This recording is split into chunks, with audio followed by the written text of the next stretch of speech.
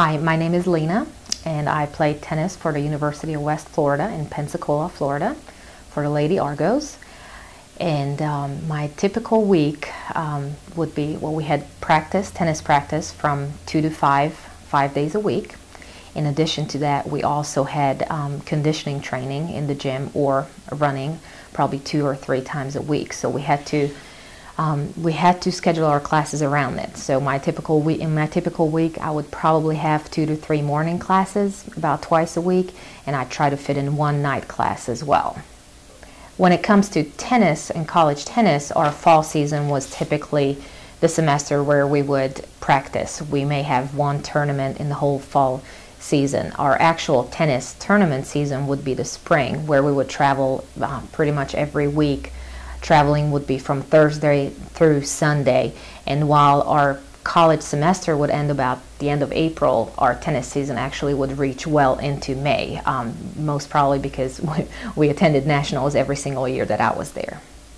I guess my biggest challenges in being a student athlete was balancing athletics with academics. So what I wish somebody told me, or I would have known before starting college, is that with college tennis, the differences between the fall season and the spring semester are that you can actually go ahead and take some harder classes in the fall, knowing that in the springtime, when your tennis tournament season starts, you're not going to have too much time to study, especially on your road trips to your tournaments.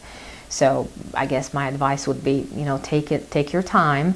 Don't try to take on too much like most athletes try to do, and trying to look for different challenges. And also think of the summer semester as a time where you can take a few additional classes where you can achieve more of a balance between your academics and athletics. I feel like when I started college, I felt like that was the end of my career as far as playing tennis. I felt that I got to a point where I got a tennis scholarship for college, and that would be the end of my career. And I wish that I would have thought of it more like a stepping stone to the next phase in my tennis career, as opposed to the end of it. My favorite part of being a student athlete was definitely being part of a team. I didn't have to be in a sorority to have an instant group of friends who I still keep in touch with. Most of the girls from our team are now married with kids, and we still keep in touch. We've built friendships through our college experiences and tennis team experiences that will last forever.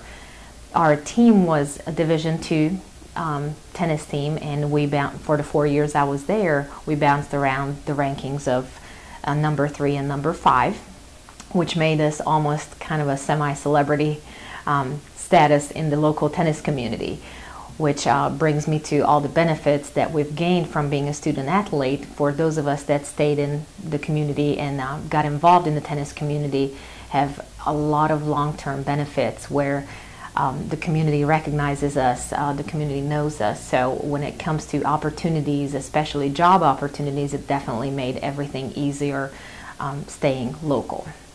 Being a student athlete definitely teaches you a lot of things, from becoming independent and accountable to yourself and to your team. It definitely teaches you teamwork. It teaches you how with hard work anything is possible. You can't slack off on practice because you would essentially let your whole entire team down. In college tennis, the way our team is set up is we have 6 singles players, a couple of extra players in case somebody get injured. And the way our tournaments go is we play 6 singles matches. We have players number 1 through 6, and then out of those 6 players comes out the 3 doubles matches. Every tournament we start our games with our doubles matches, and then we go on to our singles matches. And one of my advice to high school students or high school tennis players would be to really work on your doubles game. You're going to play a lot of doubles in college tennis. In your tournament season, which is the spring, you're going to play a lot of doubles as well as singles matches. It's very important that you'll be on the top of your game and that you'll be in very good shape. When you get to college, your coach will have you play some practice and challenge matches at the beginning of the season to determine who's going to play at the number 1 through the number 6 spots. The higher up you rank, the higher up you come in, obviously, the more benefits you're going to have out of that. One last thing I'd like to mention is what I wish I would have done a little bit differently was to embrace being a part of the tennis community that you're playing in. Make sure that you pay attention to the connections that you can actually make with the people that are out there supporting your team and your sport.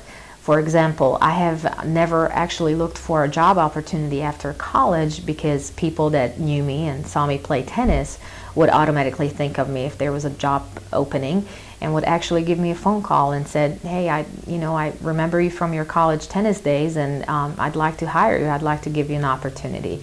So it's very crucial that you embrace being a part of your community, especially if you're planning on staying in the area.